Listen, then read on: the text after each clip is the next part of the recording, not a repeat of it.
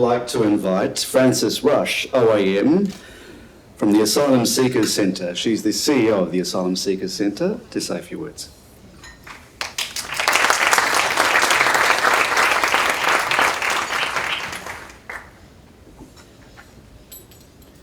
Hello, and thank you, everyone.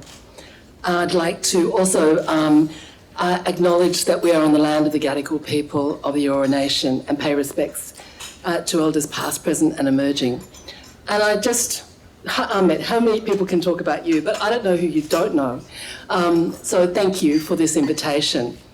I'm here with many colleagues from my sector, people seeking asylum, and I wish to acknowledge them from Amnesty, Jesuit Refugee Service, Settlement Service International, and no doubt many more.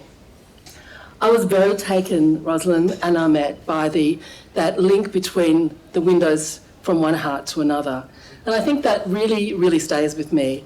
And Peter, your comments about social inclusion, I think is really important. At the Asylum Seekers Centre, what we do is to really provide practical support for people living in this community. We've been doing it for nearly 29 years, 30 years next year. And we get to see, we want people to thrive, and that is because of the best of civil society. It's a very diverse group of people who assist us so that we can assist other people. So we see the highlights, but we also see parts where it becomes pretty desperate for people in the sense of the context of human rights. I wanted to pick up on another comment you made, Rosalind, about if you walk alongside and you listen compassionately. Because I want to tell a story about something that happened only 3 weeks ago.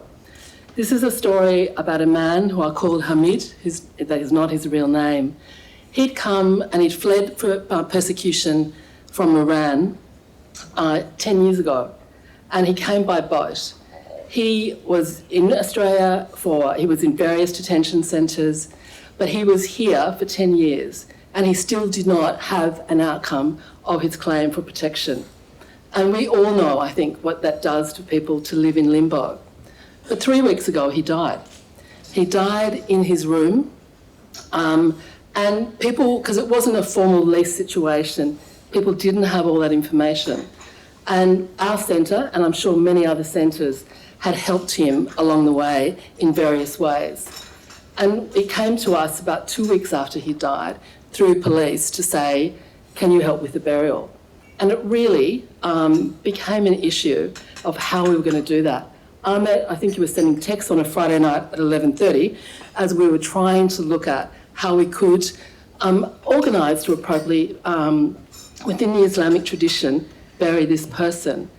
That caused us to get in contact with family, and it brought home that real sense of displacement and what the impact of displacement and separation from family does. The family, his boys were 14 and 16 when he left. They're, of course, now in their mid-20s. And he hadn't seen his wife or extended family. So how that happened. This is a sombre note to need a really positive evening. I want to bring it back to positive, which is that heart, that window from one heart to another. So through a whole lot of different connections, people started coming in, people who did not know Hamid, and offered to support the appropriate burial.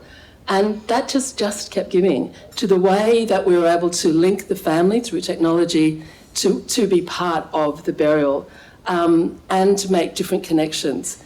So it was the power of community, it's the power of connections that made such a difference. And to me, that's the essence of what we hear about today and tonight.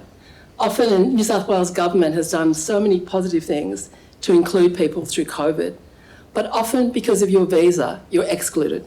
And I think that sort of challenge to all of us is how we do more and more to include and to keep those connections strong. So Affinity, thank you. And thank you to everyone. I've loved being part of tonight. Thank you.